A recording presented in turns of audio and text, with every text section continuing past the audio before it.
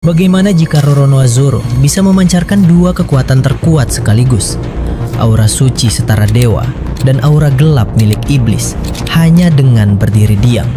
Kekuatan yang mustahil bersatu ini membuat siapapun yang berhadapan langsung merasa tertekan hingga sesak napas. Saksikan pertarungan pedang yang menggetarkan jiwa ini. Tanpa berlama-lama, mari kita bahas.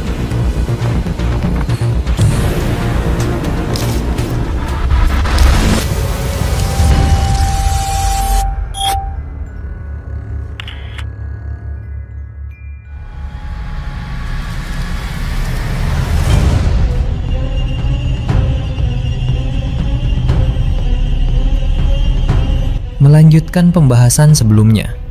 Cerita dimulai dengan pertarungan sengit di atas geladak sebuah kapal raksasa yang melayang di atas laut yang berombak besar. Di satu sisi berdiri Roronoa Zoro, pendekar pedang yang telah melintasi rintangan luar biasa dan mengasah kemampuannya hingga hampir mustahil dicapai manusia biasa. Di hadapannya berdiri Somers, salah satu kesatria suci andalan pemerintah dunia yang kini menerima peningkatan kekuatan langsung dari Im Sama, penguasa tertinggi yang namanya hanya dibisikkan dengan rasa takut. Sebelum pertarungan memuncak, Somers sempat terguncang hebat saat merasakan aura yang menyelimuti Zoro. Satu terang dan suci bagai cahaya dewa, satu lagi gelap dan mengerikan membawa hawa mematikan milik iblis. Kedua kekuatan itu menyatu sempurna, sehingga hanya dengan berdiri diam saja Zoro sudah membuat udara di sekitar terasa sesak dan tulang terasa ingin hancur. Rasa terintimidasi itu melukai harga diri Somers dan ia berjanji akan membalasnya dengan kekuatan baru yang ia miliki. Namun harapannya sirna segera karena saat ia mencoba menekan Zoro, pendekar itu tetap berdiri tegak tanpa sedikit pun perubahan ekspresi. Bahkan Zoro justru meningkatkan intensitas auranya, membuat hawa di sekeliling semakin berat, sebelum akhirnya melancarkan jurus baru yang belum pernah ia gunakan sebelumnya. Serangan yang sangat terkonsentrasi, hingga mampu menembus pertahanan apapun yang menghalangi jalannya. Tidak jauh dari situ, pertarungan lain yang tak kalah seru terjadi antara Sanji dan Killingham. Sang koki kesatria sedang berusaha mendorong batas tubuhnya, agar bisa membangkitkan sepenuhnya potensi hak penakluk yang masih terpendam. Rencananya sederhana, keluarkan tenaga maksimal pada setiap serangan, agar tubuhnya terpaksa melepaskan kekuatan yang selama ini terkunci. Namun Killingham yang juga menerima peningkatan kekuatan dari Im Sama, tidak mau bertarung secara adil. Dengan teknik khusus, ia membuat salah satu prajurit raksasa yang ada di arena itu tertidur lelap, lalu menjadikannya perisai hidup yang tak bisa diserang sembarangan. Hal ini membuat Sanji berada dalam posisi sulit. Jika ia tetap menyerang dengan kekuatan penuh, raksasa tak berdosa itu akan terluka parah, bahkan kehilangan nyawanya. Akhirnya Sanji terpaksa menahan tenaganya, mengurangi kekuatan setiap tendangan, dan harus berjuang dengan cara yang lebih rumit, sambil terus mencari celah untuk memisahkan Killingham dari sandera yang ia gunakan. Di tempat lain terlihat Tony Chopper yang meledak dengan amarah membara. Kemarahannya bukan karena terdesak, melainkan karena cara bertarung musuhnya, Dewi Hujan Zaza, yang sangat kejam dan tidak punya rasa kemanusiaan. Monster raksasa itu tidak menyerang Chopper atau para prajurit secara langsung, melainkan mengarahkan serangannya kepada sekelompok anak-anak raksasa, menjadikan mereka umpan dan sasaran untuk memaksa para pejuang bertahan dan tidak bisa menyerang dengan bebas. Setiap kali Chopper berniat melancarkan serangan, Zaza akan mengancam keselamatan anak-anak itu, sehingga ia terpaksa membatalkan langkahnya dan lebih memilih melindungi mereka. Rasa marah itu memuncak hingga Chopper ingin sekali membantu Sanji, sekaligus melampiaskan kemarahannya. Namun ia sadar tugas utamanya adalah menjaga keselamatan anak-anak itu dan tidak boleh meninggalkan mereka sendirian. Di wilayah yang paling jauh, tepatnya di tengah hutan purba yang disebut dunia matahari di Elbaf, berlangsung pertarungan yang menentukan nasib seluruh dunia. Monkey D. Luffy melawan Im Sama sendiri. Luffy yang telah menguasai kekuatan Dewa Matahari Nika memiliki kebebasan mutlak dalam bertarung. Ia bisa menciptakan apa saja, mengubah tubuh sesuka hati, dan melakukan hal-hal yang melampaui logika akal sehat. Dari segi kreativitas, ia jelas jauh lebih unggul. Namun Im Sama memiliki kelebihan yang tidak bisa disepelekan. Pengalaman hidup selama ratusan tahun dan kecerdasan bertarung yang telah diasah sepanjang masa. Ia mampu membaca setiap gerakan Luffy, memprediksi arah serangannya, dan menemukan cara menetralkan atau menghindari setiap serangan yang terlihat mustahil dihadapi orang lain. Pertarungan ini berjalan seimbang namun sangat mendebarkan, seolah menyaksikan benturan antara imajinasi tanpa batas melawan akal pikiran yang tajam dan pengalaman yang tak terhitung jumlahnya. Sementara itu, di ruang rapat tertutup di jantung Istana Suci Marijoa, sebuah rencana besar yang akan mengubah jalannya peperangan sedang dibahas. Para Gorosei, pemimpin tertinggi pemerintah dunia yang dikenal dengan kebijakan tegas dan seringkali kejam, mendengarkan usulan Garling. Menurutnya, untuk melumpuhkan pasukan revolusi sepenuhnya, mereka tidak cukup hanya mengandalkan kekuatan militer sendiri. Ia mengajukan strategi yang cerdik namun berbahaya. Menyewa secara diam-diam jasa organisasi kriminal bawah tanah dan bajak laut yang haus keuntungan agar mereka ikut menyerang pihak revolusi. Dengan begitu, musuh akan terjepit dan harus menghadapi 3 kekuatan sekaligus: pasukan resmi pemerintah, satuan khusus angkatan laut, serta serangan dari kelompok penjahat bayaran. Semua keputusan yang diambil di ruangan ini akan berdampak langsung pada setiap pertarungan yang sedang berlangsung dan menjadi pemicu peristiwa yang lebih besar di masa depan. Kembali ke pertarungan antara Zoro dan Sommers, suasana di atas kapal terasa semakin berat dan sulit untuk bernapas ketika Sommers akhirnya mengaktifkan wujud terkuatnya, mode manusia tanaman berduri. Tubuhnya berubah drastis. Kulit sekeras kayu tua, dari setiap pori tumbuh rantai berduri yang panjangnya bisa menjangkau puluhan meter, dan seluruh bentuk tubuhnya terlihat lebih besar, kokoh, serta memancarkan energi yang jauh lebih padat. Transformasi ini bukan sekedar perubahan fisik, melainkan penyatuan tubuh asli dengan kekuatan tumbuhan yang ditingkatkan oleh Im Sama, sehingga memberinya pertahanan yang sulit ditembus, sekaligus serangan yang tajam dan melilit. Sommers berubah wujud ini dengan harapan bisa menandingi aura mengerikan milik Zoro. Awalnya, perubahan ini terlihat cukup efektif. Setiap kali Zoro melancarkan serangan percobaan, ia hanya mampu membuat goresan dangkal atau memotong bagian luar saja, sedangkan inti pertahanan Sommers tetap utuh. Melihat hal itu, Sommers mulai merasa lebih percaya diri dan menertawakan lawannya. "Bagaimana pendapatmu sekarang, Zoro? Apakah kau masih menganggap kekuatanku biasa saja?" Semua ini berkat Im Sama. Tanpa bantuannya, mustahil aku bisa mencapai level ini. Namun jawaban Zoro datang dengan nada sangat dingin dan datar. Tidak ada yang patut dipuji dari kekuatan pinjaman orang lain. Sehebat apapun bentuknya, jika bukan hasil keringatmu sendiri, ia hanya akan menjadi beban yang hancur saat bertemu kekuatan sesungguhnya. Semua yang kau miliki ini akan lenyap seperti kabut pagi di hadapan pedangku. Perkataan itu membuat Sommers mendidih amarah. Ia sudah berusaha menciptakan rasa takut pada Zoro, namun justru gagal total. Padahal hal ini sangat wajar. Zoro pernah berdiri berhadapan langsung dengan Im Sama dan tetap tidak gentar.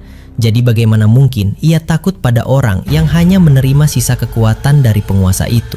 Bagi Zoro, Sommers hanyalah sosok yang mencoba terlihat besar dengan kekuatan orang lain, dan hal itu tidak akan pernah membuatnya terkesan. Tanpa membuang waktu, Sommers melancarkan serangan besar. Dari tangannya tumbuh ribuan rantai berduri yang melesat cepat bagai ular berbisa, ingin melilit dan melukai tubuh Zoro. Namun sang pendekar hanya mengayunkan Sandai Kitetsu dan Enma dengan irama teratur, memotong setiap rantai yang mendekat sebelum sempat menyentuh kulitnya. Segera setelah itu, ia membalas dengan tebasan jarak jauh yang memadukan ketajaman pedang terkutuk dengan hawa buas Enma, menciptakan gelombang serangan yang sangat terarah.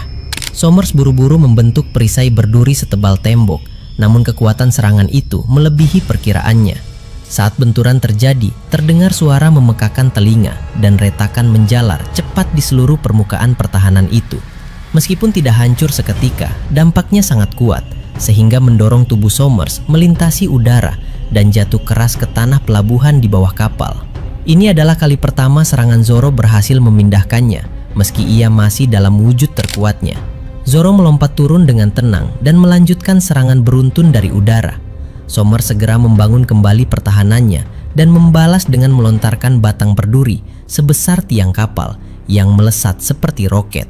Setiap serangan itu cukup kuat untuk menghancurkan bangunan di sekitarnya, sehingga Zoro terpaksa mengerahkan lebih banyak perhatian untuk menangkis dan menghindar. Setelah beberapa lama saling serang dan bertahan, Zoro memutuskan untuk mengeluarkan jurus baru yang telah ia sempurnakan dalam pikirannya. Ia memegang kedua pedang dengan posisi khusus, mengarahkan ujungnya ke depan, lalu memusatkan seluruh tenaga, menggabungkan hak penakluk yang berkembang pesat dengan hak penguat yang telah diasah bertahun-tahun, sekaligus membangkitkan energi kutukan dan hawa buas yang tersimpan di dalam kedua senjata itu. Aura yang menyelimuti tubuhnya meledak menjadi lebih besar dan terang, campuran cahaya dewa dan kegelapan iblis yang terlihat semakin nyata dan menakutkan. Saat mencapai puncak konsentrasi, ia menarik kedua tangannya ke atas, lalu mengayunkannya turun dengan kecepatan luar biasa, seolah membelah langit. Dari ayunan itu muncul gelombang tebasan raksasa yang memiliki bentuk unik. Alih-alih bergerak lurus, ia berputar cepat bagai pusaran angin pembawa kehancuran, memotong udara seiring mendekati sasaran. Pusaran ini terus memutar dan menghancurkan apapun yang menghalangi jalannya. Somers yang menyadari bahaya itu segera membangun lapisan pertahanan sebanyak mungkin dan mengeraskan seluruh tubuhnya. Namun serangan itu terlalu kuat untuk ditahan sepenuhnya. Ia terus menghancurkan setiap dinding perisai satu persatu, hingga akhirnya menghantam tubuh Somers secara langsung. Meskipun kekuatannya sedikit berkurang setelah menembus banyak rintangan, dampaknya tetap cukup besar untuk membuat Somers terlempar jauh dan wujud manusia tanaman berdurinya perlahan memudar, kembali ke bentuk aslinya dengan napas terengah-engah dan tubuh terasa sangat lelah. Jika wujud itu tidak melindungiku, mungkin sekarang aku sudah mati, gumam Somers sambil menopang tubuhnya. Ia menyelamatkanku, tapi terbukti tidak cukup kuat menghadapi kekuatan aslimu. Zoro hanya mengangguk pelan. Sudah kubilang, kekuatanmu itu hanyalah hal biasa. Mendengar itu, amarah kembali membara di dada Somers. Namun kali ini, ia sadar tidak boleh meremehkan lawannya. Jangan terlalu percaya diri. Energi yang kuterima dari Im Sama masih sangat besar dan belum habis. Apa yang kau lihat hanyalah sebagian kecil dari kemampuanku. Pertarungan sesungguhnya baru saja dimulai. Sebagai jawaban, Zoro tersenyum dingin dan mengerahkan kembali auranya yang meledak lebih besar dan lebih padat. Silahkan mulai kapan saja. Selama ini, aku bahkan belum bertarung dengan sungguh-sungguh. Jika kau ingin mengeluarkan semua kemampuan terbaikmu, maka aku juga akan melakukannya. Dan kau akan melihat apa yang terjadi saat aku benar-benar serius. Sementara itu, Sanji terus berjuang dengan strategi baru. Ia mengubah fokus serangannya dari kekuatan menjadi kecepatan dan ketepatan, menghitung setiap sudut dan jarak agar bisa melewati celah di sekitar tubuh raksasa yang tertidur dan langsung mengincar Killingham. Cara ini membutuhkan konsentrasi tinggi dan kendali tenaga sempurna, namun Sanji mampu melakukannya dengan gerakan yang hampir tidak terlihat mata biasa.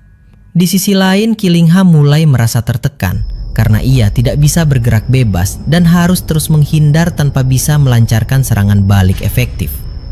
Chopper pun terus berusaha melindungi anak-anak raksasa sambil menguji batas kemampuannya. Ia berubah menjadi wujud raksasa dan menahan serangan demi serangan dari Dewi Hujan Zaza. Meskipun setiap kali ia mendekat untuk menyerang, ia terpaksa mundur kembali demi keselamatan mereka. "Mengapa kau bertarung dengan cara begitu kejam?" teriaknya. "Jika kau punya keberanian, hadapilah kami saja secara langsung." Namun teriakannya tidak dihiraukan, dan Zaza tetap melanjutkan gaya bertarungnya yang licik. Di hutan Elbaf, pertarungan Luffy dan Im Sama semakin memanas. Luffy menciptakan meriam raksasa dari udara kosong, mengisinya dengan energi matahari, lalu melontarkan peluru yang bergerak memantul ke segala arah untuk menyerang dari berbagai sisi sekaligus. Namun Im Sama tetap tenang. Ia melapisi Bisentonya dengan energi gelap dan api hitam, memanjangkan bilahnya, lalu memutarnya dengan cepat hingga menciptakan gelombang tebasan luas yang menghancurkan semua serangan itu sebelum sempat menyentuh tubuhnya. Ini jelas menunjukkan perbedaan gaya bertarung. Luffy unggul dalam kreativitas, sedangkan Im Sama mengandalkan pengalaman dan kecerdasan untuk mengatasi setiap tantangan. Di tempat lain, Loki terlihat sedang menyantap makanan yang dibawakan Ragnir dengan sangat lahap untuk memulihkan tenaga setelah bertarung melawan Im Sama. Namun ia merasakan sensasi aneh saat menggunakan kekuatan buah iblisnya, seolah ada bagian dari kekuatan itu yang belum ia ketahui sepenuhnya. Ragnir pun mengingat kembali masa lalu saat Im Sama pernah bertarung melawan sosok bernama Nidok, asal dari kekuatan yang dimiliki Loki saat ini. Ia menyadari bahwa wujud Nidok yang asli lebih besar dan berbeda, menandakan bahwa Loki belum menguasai seluruh potensi kekuatannya. Tidak jauh dari sana, kelompok Brook, Nami, Jinbe, Franky, dan Usopp sedang menjaga Gunko yang masih belum sadarkan diri. Mereka khawatir begitu ia terbangun, ia bisa kembali menyerang, atau bahkan menyerang Loki yang bisa membalas dengan kekuatan penuh tanpa ragu. Jika itu terjadi, kita harus segera menghentikan mereka berdua sebelum ada yang terluka parah, kata Usopp dengan nada waspada. Sementara itu di pulau yang jauh bernama Hachinosu, suasana juga sedang sangat kacau dan penuh pertarungan hebat. Di salah satu area terbuka, pertarungan antara Fujitora dan Shiki telah dimulai dan berlangsung dengan kekuatan yang sangat menggetarkan bumi. Fujitora yang memiliki kekuatan untuk mengendalikan gravitasi melancarkan serangan dengan menjatuhkan meteor-meteor besar dari langit ke arah lawannya, menciptakan kehancuran yang luar biasa dimanapun mereka jatuh. Namun Shiki yang menguasai kekuatan untuk mengangkat benda apapun di sekitarnya tidak terkejut sedikit pun.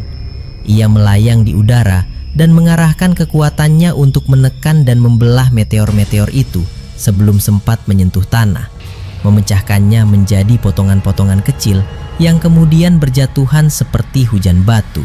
Namun Fujitora tidak berhenti di situ. Ia segera mengayunkan pedangnya dan melancarkan gelombang tebasan gravitasi yang kuat, yang mampu menarik atau mendorong segala sesuatu yang ada di jalurnya. Shiki menahan serangan itu dengan mengerahkan kekuatan levitasinya dan memperkuat tubuhnya dengan hak penguat, lalu segera melancarkan serangan balasan dengan mengangkat bebatuan besar, tanah, dan bangunan yang ada di sekitarnya, lalu melontarkannya seperti peluru meriam ke arah Fujitora yang berdiri di tanah. Fujitora membalas dengan memukul udara dan mengubah arah gravitasi, membuat semua benda yang datang itu terhenti dan berbalik arah jatuh kembali ke tempat asalnya. Pertarungan ini berlanjut dengan semakin hebat, di mana kedua kekuatan yang saling berlawanan namun sama kuatnya saling beradu. Fujitora mengendalikan gravitasi untuk menarik dan menekan, sedangkan Shiki mengendalikan gaya angkat untuk melayang dan mengangkat segala sesuatu. Pada satu momen yang sangat menarik, Shiki mengangkat seluruh lapisan tanah dan bebatuan di bawahnya, membentuk ombak raksasa yang terbuat dari tanah dan batu, lalu mengarahkannya untuk menghantam Fujitora. Sebagai balasan, Fujitora menciptakan medan gravitasi yang sangat kuat untuk menahan dan mendorong balik ombak itu, sehingga tercipta benturan yang sangat dahsyat yang membuat tanah di sekitarnya retak dan debu beterbangan hingga menutupi pandangan. Orang-orang yang melihat pertarungan itu dari kejauhan merasa sangat kagum dan takut, karena mereka menyadari bahwa ini adalah pertarungan antara dua kekuatan tingkat atas yang bisa menghancurkan seluruh pulau itu jika terus berlanjut tanpa kendali. Bahkan kelompok bajak laut Kurohige yang ada di sekitar itu pun segera memutuskan untuk menjauh dari area pertarungan itu, sadar bahwa jika mereka tetap berada di sana, mereka bisa terjebak dan hancur akibat dampak serangan yang tidak sengaja menghantam mereka. Di area lain di pulau yang sama, pertarungan antara Marco dan Kapon BG melawan sekelompok orang kuat dari aliansi Kurohige juga berlangsung dengan sangat sengit dan penuh tekanan. Marco yang memiliki kekuatan buah burung mitos Phoenix berubah menjadi wujud hibrida dan bergerak dengan sangat gesit, menyembuhkan luka-lukanya dengan cepat setiap kali ia terkena serangan, dan melancarkan serangan berupa api yang menyembuhkan sekaligus membakar musuhnya. Namun ia harus berhadapan dengan Silver Medalis, salah satu orang terkuat yang bekerja sama dengan Kurohige, yang memiliki kekuatan dan ketahanan tubuh yang sangat luar biasa, sehingga mampu memberikan perlawanan yang setara dan membuat Marco harus bekerja keras untuk bisa mengalahkannya. Selain itu, Marco juga harus menghadapi gangguan dari orang-orang lain yang mendukung Silver Medalist, membuatnya terbagi perhatian dan tenaganya. Di sisi lain, Capone BG berusaha sekuat tenaga mengendalikan kekuatan bentengnya untuk melindungi dirinya dan melancarkan serangan ke arah musuh-musuhnya, termasuk melawan wakil kapten dari kelompok Silver Medalist yang memiliki kekuatan yang cukup besar. Meskipun ia berjuang dengan sekuat tenaga, posisinya terasa sangat terdesak karena jumlah dan kekuatan musuh yang lebih banyak dan lebih kuat. Namun situasi mulai berubah menjadi lebih baik ketika sosok Kaisar Bayangan datang ke area itu bersama dengan beberapa orang andalannya. Sebelumnya ia berada di tempat yang sama dengan Fujitora, namun ia berhasil menjauh dan datang ke sini setelah melihat kesempatan. Karena Kaisar Bayangan memiliki hubungan baik dengan Marco, BG, dan Katakuri, setelah mereka semua bekerja sama untuk membebaskannya dari penjara Impel Down, kehadirannya memberikan kekuatan tambahan yang sangat dibutuhkan dan mengubah keseimbangan pertarungan secara keseluruhan. Tidak jauh dari tempat itu, pertarungan antara Kuzan dan Katakuri juga berlangsung dengan intensitas yang semakin tinggi. Kuzan yang memiliki kekuatan es mampu membekukan apa saja yang ada di sekitarnya dan menciptakan serangan berupa es yang tajam dan dingin. Namun Katakuri yang menguasai kekuatan mochi dan memiliki penglihatan masa depan yang luar biasa, mampu membaca setiap gerakan dan menghindari serangan sebelum ia sempat terjebak. Meskipun kekuatan es Kuzan terlihat lebih unggul dalam hal jangkauan dan daya hancur, Katakuri menggunakan kecerdasannya untuk memanfaatkan kondisi tubuhnya yang masih segar dibandingkan Kuzan yang sudah kelelahan akibat bertarung di berbagai tempat sebelumnya. Ia terus mengubah bentuk tubuhnya, melancarkan serangan dari sudut yang tidak terduga, dan bertahan dengan cara yang cerdik untuk membuat tenaga Kuzan semakin habis seiring berjalannya waktu. Sementara semua pertarungan itu berlangsung di berbagai tempat, kita kembali ke ruang rapat di Marijoa, tempat di mana rencana besar yang akan mengubah jalannya peperangan sedang dibahas secara mendalam. Garling menjelaskan rencananya dengan sangat rinci dan terperinci, memaparkan setiap sisi baik dan buruknya, serta bagaimana cara melaksanakannya agar tidak menimbulkan kecurigaan yang berlebihan.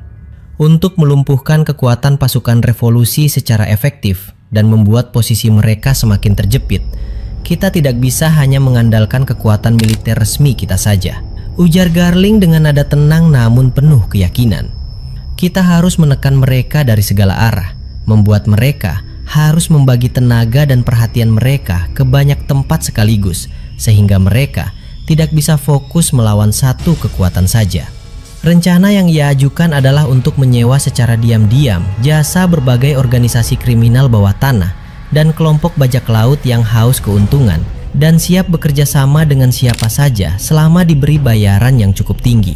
Dengan cara ini, pasukan revolusi akan terpaksa menghadapi 3 kekuatan besar sekaligus: pasukan resmi pemerintah dunia, satuan khusus yang dibentuk oleh Angkatan Laut, serta serangan dari kelompok penjahat dan bajak laut bayaran yang akan menyerang mereka dari sisi yang tidak terduga. Garling juga menekankan bahwa kerjasama ini harus dilakukan secara rahasia dan tidak resmi, agar nama baik pemerintah dunia tidak tercoreng jika sampai masyarakat mengetahui bahwa mereka bekerja sama dengan penjahat yang selama ini mereka kejar. Semua transaksi dan perjanjian akan disalurkan melalui jaringan rahasia yang dikelola oleh agen-agen CP0, sehingga tidak ada bukti yang bisa menghubungkan pemerintah dunia secara langsung dengan tindakan itu. Di seluruh dunia ini masih banyak organisasi kriminal yang berdiri sendiri dan belum bergabung dengan kelompok besar seperti Cross Guild atau Kurohige. Jelas Garling lebih lanjut. Mereka hanya memikirkan keuntungan semata, dan jika kita menawarkan bayaran yang sangat besar, mereka pasti akan menerima tawaran itu tanpa banyak bertanya. Demikian juga dengan banyak bajak laut yang lebih mementingkan harta dan kekuasaan daripada prinsip atau kebebasan. Dengan memanfaatkan mereka, kita bisa menciptakan kekacauan di wilayah-wilayah yang dikuasai oleh pasukan revolusi tanpa harus mengerahkan seluruh kekuatan militer kita secara terbuka. Skala cerita sudah mulai memasuki final saga yang benar-benar terasa seperti perang dunia. Ada beberapa arah perkembangan yang bisa membuat cerita menjadi jauh lebih epik dan layak menjadi klimaks One Piece. Pertama, perkembangan terbesar ada pada Zoro melawan Sommers. Pertarungan ini sebaiknya tidak hanya berakhir dengan kemenangan Zoro, tetapi menjadi momen lahirnya level kekuatan baru. Selama ini Zoro selalu berkembang melalui lawan yang mampu memaksanya melampaui batas.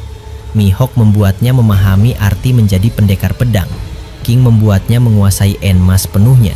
Maka Sommers bisa menjadi batu loncatan menuju gelar pendekar pedang terkuat. Yang menarik adalah aura dewa dan iblis yang muncul dari tubuh Zoro. Konsep ini bisa diperluas menjadi identitas baru Zoro. Selama ini banyak teori bahwa Asura bukan sekedar ilusi, melainkan manifestasi haki penakluk yang sudah mencapai tingkat sangat tinggi. Jika Imu mewakili iblis dan Luffy mewakili dewa matahari Nika, maka Zoro dapat menjadi simbol keseimbangan di antara keduanya. Bukan dewa, bukan iblis, tetapi manusia yang mampu mengendalikan kedua sisi tersebut melalui kemauannya sendiri. Hal ini akan membuat Zoro berbeda dari semua pendekar pedang sebelumnya. Kemudian pertarungan Sanji memiliki potensi yang tidak kalah besar. Justru kelemahan Sanji yang tidak mau mengorbankan orang lain adalah kekuatan terbesarnya. Oda selalu menggambarkan Sanji menang bukan karena kekuatan brutal, tetapi karena kecerdasannya. Killingham yang menggunakan Sandra merupakan lawan yang sempurna untuk membangkitkan Haoshoku Haki Sanji. Mengapa?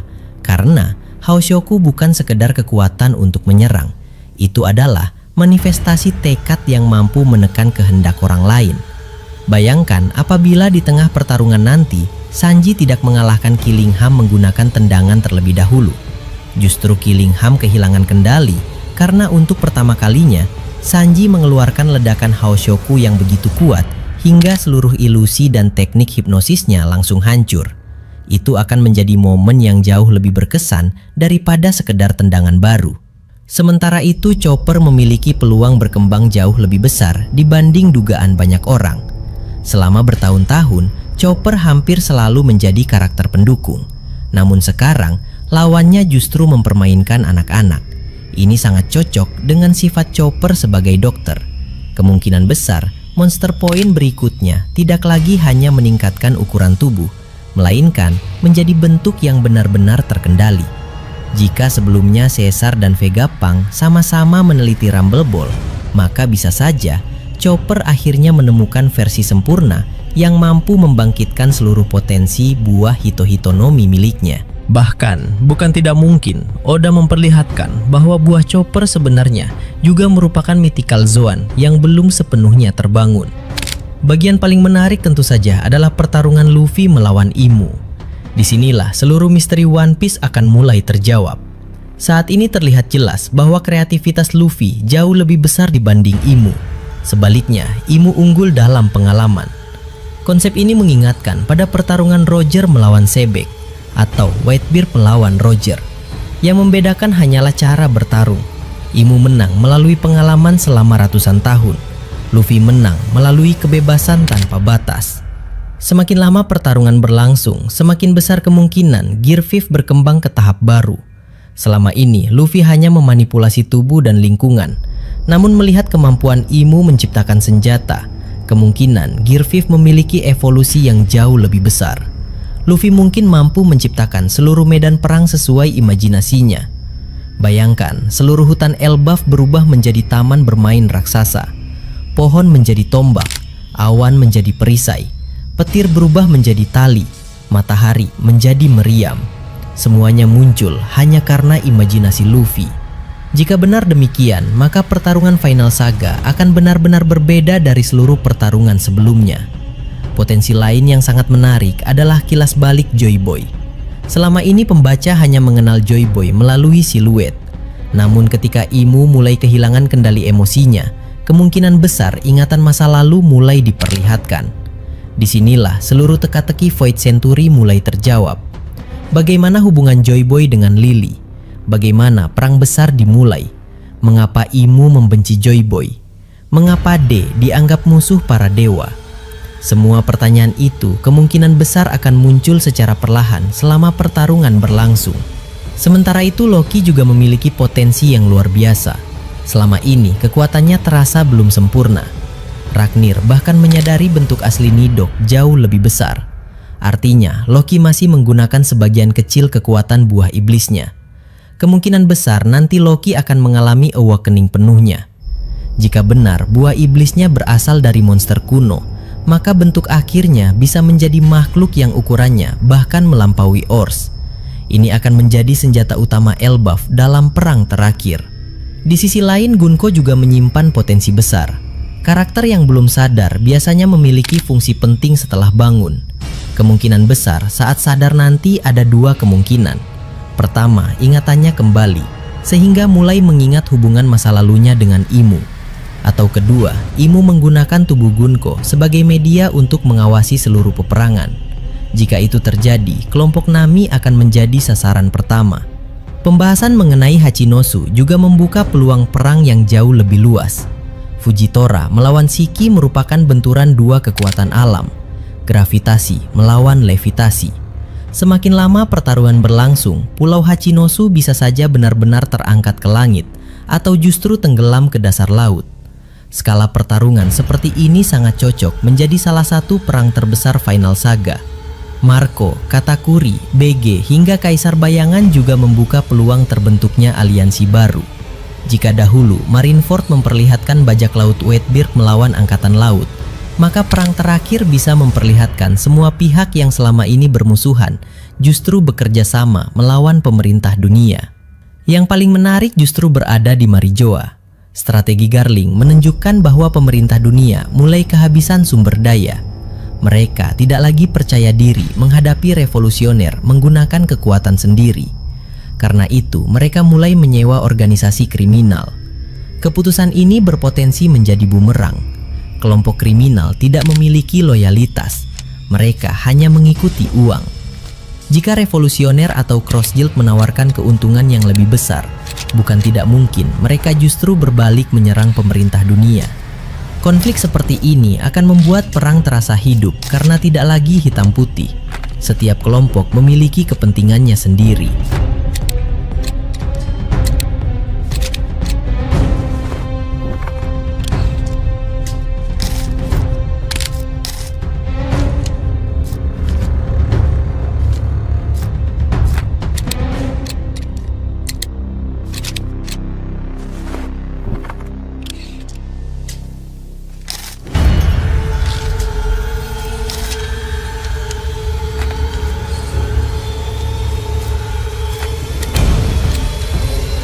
Terima kasih sudah menyaksikan video ini sampai selesai. Kalau kalian menikmati konten ini, jangan lupa klik tombol like, tinggalkan komentar di bawah, karena semua teori dari kalian juga sangat berarti dan bisa jadi bahan diskusi di video berikutnya. Dan tentu saja klik subscribe, serta aktifkan lonceng notifikasi, supaya kalian tidak ketinggalan update terbaru dari kami. Sampai jumpa di video selanjutnya.